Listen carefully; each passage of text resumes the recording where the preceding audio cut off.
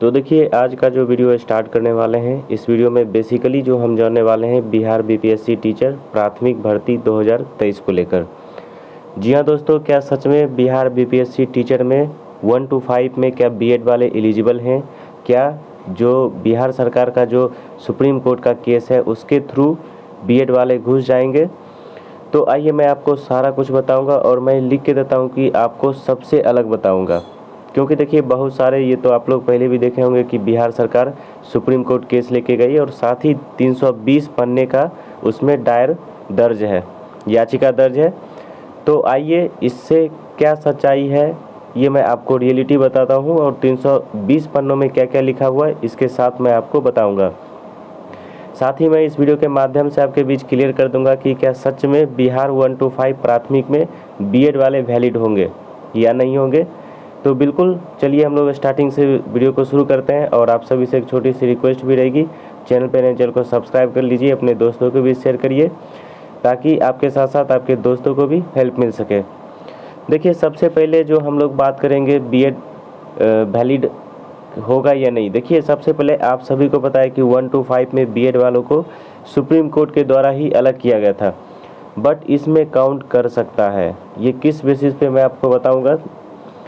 देखिए एक बार आप लोग अगर बिहार से होंगे तो आप लोग जानते ही होंगे कि बिहार टीचर की जो वैकेंसी आई थी उसमें क्या हुआ था कि बहुत सारे टीचर ऐसे थे जो अनट्रेंड थे, जिनके पास कोई भी डिग्री नहीं था, फिर भी वो 10th पास करके, कोई 12th पास करके, कोई ग्रेजुएशन पास ज्वाइन किए थे। तो देखिए हुआ क्या था कि उस बार बिहार सरकार जो थी बहुत सारे अनट्रेंड टीचर ले लिए थे। अब आपको भी पता होगा कि उसमें से बहुत सारे 12th पास ही थे, कोई ग्रेजुएशन पास थे, तो इस तरह से बिना डिग्री के ही ले लिए थे क्योंकि वो अनट्रेंड टीचर थे। तो हुआ क्या कि सुप्रीम कोर्ट का साफ साफ आदेश आया कि इन सारे टीचर को निकालने की अनुमति दी जाए। तो उसी टाइम बिहार सरकार के द्वारा याचिका भेजा गया था कि मेरे पास जो ट्रेंड टीचर ही नहीं पूर रहे, जिस कारण से मुझे जो विद्यालय है उसमें बहुत ज़्यादा आवश्यकता है, इस कारण से मैं उन सारे टीचर को लेना चाहता हूं। तो इसके बेसिस पे जो सुप्रीम कोर्ट थे उनके द्वारा वैलिड भी दे दिया गया था। ठीक है, तो देखिए इस कारण से जो इस बार भी बीएड वाले क्या सच में यहाँ पे वैलिड हो जाएंगे, तो आइए इसके बारे में अब हम बात करेंगे। अभी देखिए जो मैं बात कर रहा था वो केस से रिलेटेड पिछले वाले बात कर रहा था, क्योंकि बिहार सरकार ऑलरेडी एक बार सुप्रीम कोर्ट में याचिका लेकर गई और साथ ही जीत भी चुकी। तो देखिए इस बार भी बिहार सरकार सुप्रीम कोर्ट कहीं ना कहीं याचिका उसी बेसिस पे लेके गई है। और देखिए इनका साफ साफ 320 पन्ना जो है उसमें यही मेंशन किया होगा कि जो बिहार में इतने ज़्यादा वैकेंसी आई है उसमें कहीं ना कहीं डीएलएड वाले जो कैंडिडेट हैं वो नहीं पूर रहे, जिस बेसिस पे मैं बीएड वालों को शामिल करना चाहता हूं। और देखिए इसमें मेन जो प्रॉब्लम क्या क्रिएट होगा ये मैं आपको यहाँ पे बताता हूं।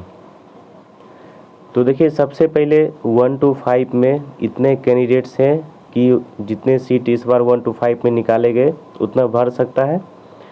उसके बाद याचिका जो लेके गए हैं तो हो सकता है कि इनका खारिज भी किया जा सकता है। बट इसमें क्या होगा कि बिहार सरकार अपना अगर एक्चुअल डाटा देगी कि हाँ सच में यहाँ पे 1 to 5 में जो डीएलएड के कैंडिडेट हैं वो पूर्ण नहीं रहे, तो इस बेसिस पे क्या होगा कि इस बेसिस पे उनको शामिल किया जा सकता है। यही मेन है यहाँ पे रीज़न। तो इसीलिए बिहार सरकार ने क्या किया कि 320 पन्ना का याचिका यहाँ पे लिख के भेजे हैं कि कितने रिक्त पदों की संख्याएं खाली है और कितने जो डीएलएड वाले हैं वो अप्लाई किए हैं, साथ ही कितने बीएड वाले हैं और कितने जो मार्क्स हैं किसके कितने बेसिस पे आ रहे हैं। तो इस बेसिस पे देखिए बिहार सरकार जो है याचिका भेजी है सुप्रीम कोर्ट पे।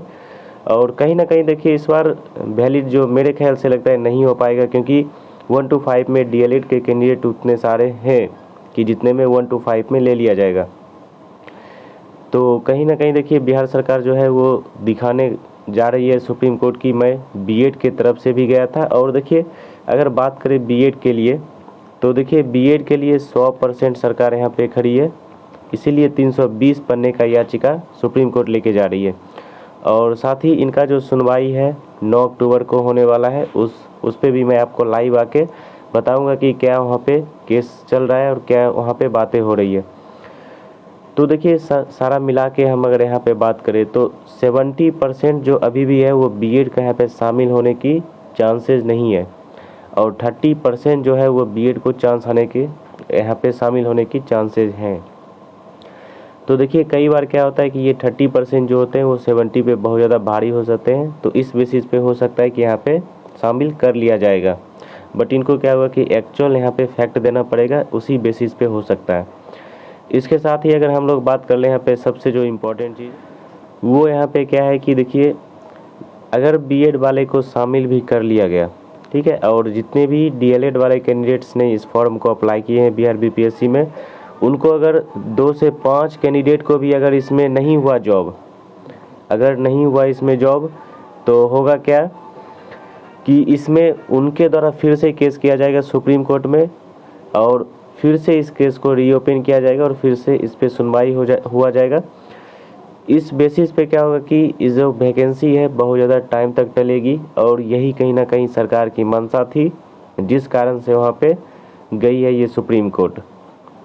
तो चलिए फ़िलहाल मैं आपको बताना चाहूँगा कि बीएड वाले जो हैं, अगर पिछले बेसिस पे अगर ये जो याचिका होगी तो बिल्कुल शामिल कर लिया जाएगा। अदरवाइज़ अगर सुप्रीम कोर्ट अपने बात पे रहेगी कि बीएड वाले को जो जिस प्रकार से 1 to 5 में निकाले हैं, तो उस बेसिस पे नहीं भी कर सकते, क्योंकि मैंने आपके बीच दोनों यहाँ पे बातें रखे हैं।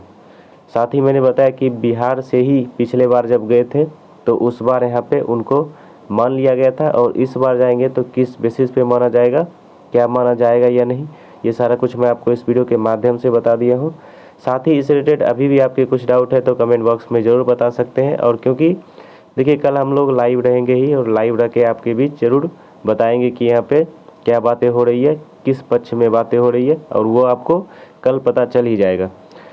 तो साथ ही चलिए मिलते हैं नेक्स्ट वीडियो में, तब तक के लिए जय हिंद।